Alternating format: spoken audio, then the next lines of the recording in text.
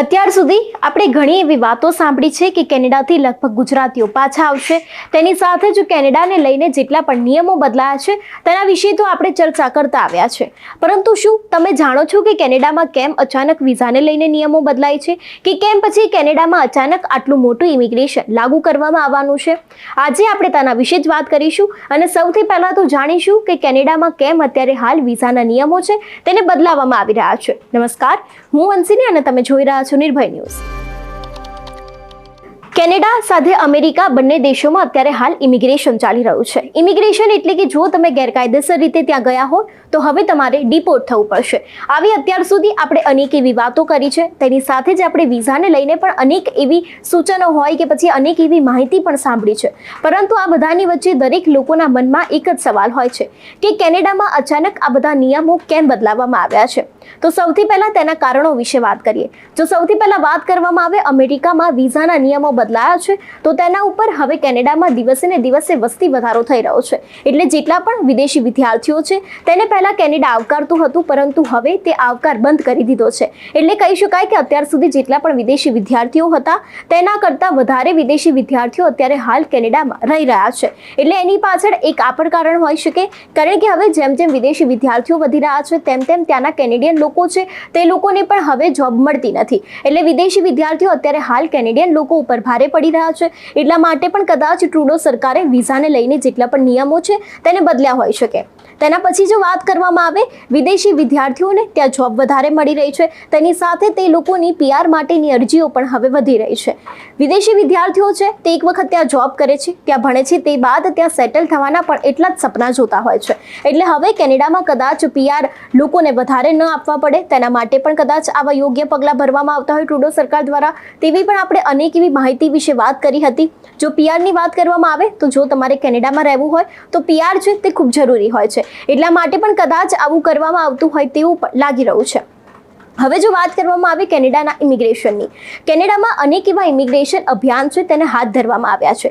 જોકે આની પહેલા આપણે ટ્રુડો સરકારની સૌથી મોટી જાહેરાત જોઈ હતી. ટ્રુડો સરકાર દ્વારા કહેવામાં આવ્યું હતું કે ઇમિગ્રેશન તો લાદવામાં આવશે, પરંતુ ઇમિગ્રેશન ધીરે ધીરે 2 થી 3 વર્ષમાં લગાવવામાં આવશે. એટલે કે ધીરે ધીરે લોકોને ડિપોર્ટ કરવાની શરૂઆત કરવામાં આવશે.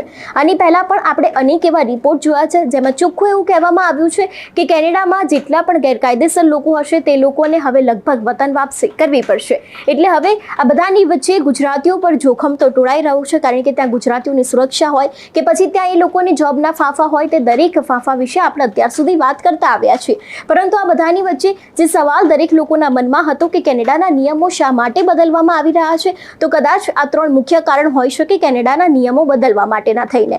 હવે જો વાત કરવામાં આવે તેની વિઝા એપ્લિકેશન, આપણે આની પહેલા પણ વાત કરી છે કે કેનેડામાં વિઝા એપ્લિકેશનમાં ઘટાડો થયો છે. એટલે લગભગ હવે ગુજરાતીઓ તેની સાથે જ ભારતીય વિદ્યાર્થીઓને કદાચ હવે કેનેડા જવામાં રસ રહ્યો નથી, કારણ કે જે વિઝાની એપ્લિકેશન થોડા સમય અગાઉ એટલે કે 3 થી 4 વર્ષ પહેલા આવતી હતી તે જ વિઝાની એપ્લિકેશનમાં હવે ધરખમ ઘટાડો નોંધાયો છે.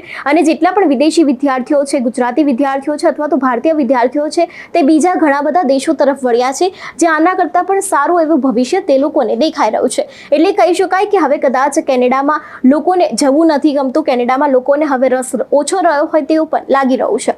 પરંતુ આ બધાની વચ્ચે હજી પણ ત્યાં PR મેળવવાના હોય અથવા તો પછી વર્ક પરમિટના નિયમો હોય તેમાં પણ હજી નવા બદલાવો આવી શકે છે તેવું લાગી રહ્યું છે. જોકે આ બધાની વચ્ચે જે સમયે ટ્રુડોએ નવું નિવેદન બહાર પાડ્યું હતું કે હવે ઇમિગ્રેશન તો લાગુ કરવામાં આવશે, પરંતુ ઇમિગ્રેશન 2 થી 3 વર્ષ સુધી ધીરે ધીરે લાગુ કરવામાં આવશે. એટલે સવાલ અહીંયા એક એ પણ થાય છે કે શું 2 થી 3 વર્ષ પછી પણ ગુજરાતીઓને પોતાના વતન પાછું આવવું પડશે કે કેમ, તે પણ અહીંયા એક સવાલ ઊભો થાય છે. તેની સાથે જેટલા પણ ગુજરાતીઓ ત્યાં રહી રહ્યા છે તે લોકોની સુરક્ષા વિશેની વાત કરવામાં આવે તો અવારનવાર કેનેડામાં હિન્દુ મંદિરો ઉપર હુમલા થઈ રહ્યા છે. આટલું જ નહીં, વિઝાને લઈને જેટલા પણ નિયમો બદલાઈ રહ્યા છે એ બધા નિયમો વચ્ચે ક્યાંક ગુજરાતીઓ પીસાઈ રહ્યા હોય તેવું પણ લાગી રહ્યું છે.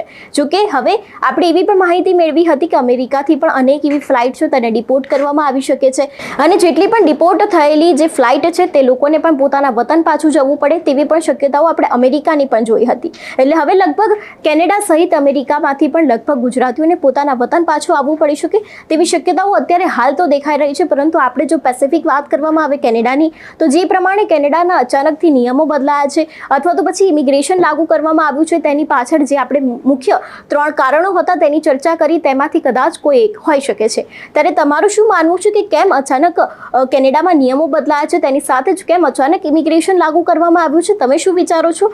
અમને કમેન્ટ કરીને ચોક્કસથી જણાવજો. તેની સાથે જ અમારી ચેનલ એટલે કે નિર્ભય ન્યૂઝને લાઇક અને શેર કરવાનું ભૂલશો નહીં. નમસ્કાર.